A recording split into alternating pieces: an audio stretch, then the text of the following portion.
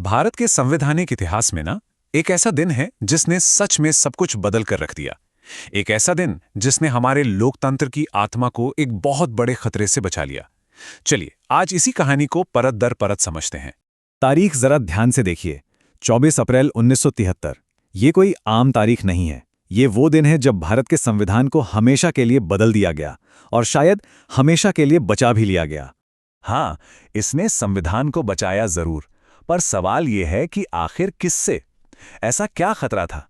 और मजे की बात यह है कि यह खतरा कहीं बाहर से नहीं था, बल्कि देश के अंदर से, खुद संविधान की अपनी बनावट से ही पैदा हो रहा था। तो चलिए पहले ये समझते हैं कि ये पूरा टकराव शुरू कैसे हुआ। देखिए, भारत के संविधान में ना शुरुआत से ही एक तरह का अंतर्विरोध था।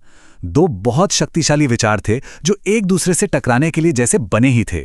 तो देखिए, एक तरफ थे संविधान के भाग 3 में दिए गए मौलिक अधिकार यानी फंडामेंटल राइट्स।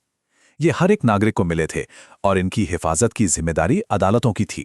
वहीं दूसरी तरफ थे भाग 4 में लिखे निदेशक सिद्धांत यानी डायरेक्टिव प्रिंसिपल्स। ये सरकार को एक लक्ष्य देते थे कि आपको देश में सामाजिक और आर्थिक न्याय लाना है, भूमि सुधार जैसे काम करने हैं। अब असली समस्या यही थी। सोचिए, समाज के भले के लिए जमींदारों से जमीन लेकर गरीबों में बांटना है। ये निदेशक सिद्धांतों के हिसाब से सही है, लेकिन ये किसी के संपत्ति के मौलिक अधिकार से तो सीधे सीधे टकरा रहा था। तो अब क्या होगा? और बस इसी टकराव ने जन्म दिया संसद और सुप्रीम कोर्ट के बीच एक जबरदस्त खींचतान को। सवाल सिर्फ एक था और बहुत बड़ा था। संविधान पर आखिरी फैसला लेने का हक किसका है? देखिए, शुरू में तो सब ठीक लग रहा था। 1951 में शंकरी प्रसाद केस हुआ, फिर 1965 में सज्जन सिंह केस। दोनों में सुप्रीम कोर्ट ने कहा कि हाँ, संसद के पास संविधान में बदलाव करने की बहुत बड़ी शक्ति है। लेकिन फिर आया साल 1967 और गोलकनाथ केस। यहां पर सुप्रीम कोर्ट ने अपना ही फैसला पूरी तरह से पलट दिया। 11 जजों की बेंच ने साफ साफ कह दिया कि संसद मौलिक अधिकारों को छू भी नहीं सकती। बस इसी एक फैसले ने देश की सियासत में भूचाल ला दिया। खेल अब पूरी तरह से बदल चुका था। अब यह फैसला संसद को एक सीधी चुनौती थी। और उस वक्त संसद की बागडोर किसके हाथ में थी?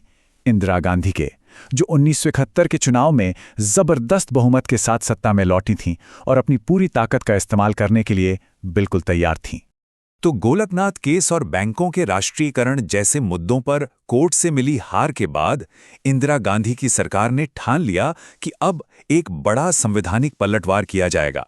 सबसे पहले लाया गया 24वां संशोधन। इसका सिर्फ एक ही मकसद था, गोलकनाथ केस के असर को पूरी तरह से खत्म कर देना।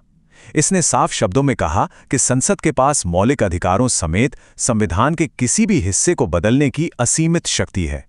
संदेश एकदम क्लियर था, संसद ही सर्वोच्च है। इसके फौरन बाद आया 25वां संशोधन। इसने संपत्ति के अधिकार पर एक और बड़ा वार किया। इसने मुआवजा यानी कॉम्पनसेशन शब्द को रकम यानी अमाउंट से बदल दिया। अब यह सिर्फ शब्दों का हेरफेर नहीं था। इसका मतलब यह था कि सरकार जमीन लेने के बदले कोई भी रकम तय कर सकती थी और आप उस रकम को लेकर अदालत में सवाल नहीं उठा सकते थे। और फिर आया 26वां संशोधन, जिसने भारत की पुरानी रियासतों के राजा महाराजाओं को मिलने वाला खास भत्ता, जिसे प्रिवी पर्स कहते थे, उसे खत्म कर दिया। ये एक और बड़ा और लोकप्रिय कदम था, जिससे सरकार की समाजवादी छवि भी मजबूत हुई और संसद की ताकत एक बार फिर साबित हुई। तो इन तीनों संशोधनों ने मिलकर भारत के सबसे बड़े, सबसे ऐतिहासिक संवैधानिक मुकदमे की जमीन तैयार कर दी। एक ऐसा केस जो ये तय करने वाला था कि भारत में सत्ता की असली सीमाएं क्या हैं। और उस केस का नाम था केशवानंद भारती बनाम केरल राज्य। इस केस की गंभीरता का अंदाजा बस इसी बात से लगा लीजिए कि इसे सुनने के लिए सुप्रीम कोर्ट के इतिहास की सबसे बड़ी बेंच बैठी। कोर्ट के सभी 13 जज इस सुनवाई का हिस्सा थे। ऐसा न पहले कभी हुआ था, न उसके बाद आज तक हुआ है। 68 दिनों तक ऐतिहासिक सुनवाई चली और उसके बाद फैसला आया। और वो फैसला भी कितना करीबी था, सिर्फ 7-6 के बहुमत से। मतलब सिर्फ एक जज का वोट अगर इधर से उधर हो जाता तो शायद आज भारत का संवैधानिक भविष्य कुछ और ही होता। तो सुप्रीम कोर्ट ने एक बहुत ही शानदार बीच का रास्ता निकाला। एक तरफ कोर्ट ने सरकार की बात मान ली, कहा कि ठीक है, संसद संविधान के किसी भी हिस्से को, यहां तक कि मौलिक अधिकारों को भी बदल सकती है। इससे गोलकनाथ केस का फैसला खत्म हो गया। लेकिन इसके साथ ही कोर्ट ने एक बहुत बड़ी एक नई शर्त लगा दी, और वो शर्त ये थी कि संसद संविधान की मूल संरचना यानी बेसिक स्ट्रक्चर को न तो बदल सकती है और न ही उसे तबाह कर सकती है। तो सवाल उठता है कि ये मूल संरचना या बेसिक स्ट्रक्चर आखिर है क्या, और इसे भारतीय लोकतंत्र का आखिरी रक्षक, एक तरह का लक्ष्मण रेखा क्यों माना जाता है? आसान भाषा में समझे तो मूल संरचना सिद्धांत कोर्ट का बनाया एक नियम है। ये कहता है कि संविधान में कुछ ऐसी बुनियादी और जरूरी बातें हैं, कुछ ऐसी मौलिक विशेषताएं हैं जिन्हें संसद अपने बहुमत के दम पर भी नहीं बदल सकती। कह सकते हैं कि ये संविधान की आत्मा की रक्षा करने वाला एक कवच है। तो इस मूल संरचना में आता क्या क्या है? देखिए, कोर्ट ने इसकी कोई पक्की लिस्ट तो नहीं दी है, लेकिन समय समय पर बताया है। इसमें शामिल है संविधान की सर्वोच्चता, मतलब संविधान सबसे ऊपर है, कानून का शासन, शक्तियों का बंटवारा, जजों की न्यायिक समीक्षा करने की शक्ति और हमारे देश का धर्मनिरपेक्ष और संघीय ढांचा। ये कुछ ऐसी चीजें हैं जो इसके मूल स्तंभ हैं, जिन पर हमारा पूरा लोकतंत्र टिका हुआ है। इस एक फैसले ने संसद की शक्ति और संविधान के स्थायित्व के बीच एक बहुत ही नाजुक लेकिन जरूरी संतुलन बना दिया।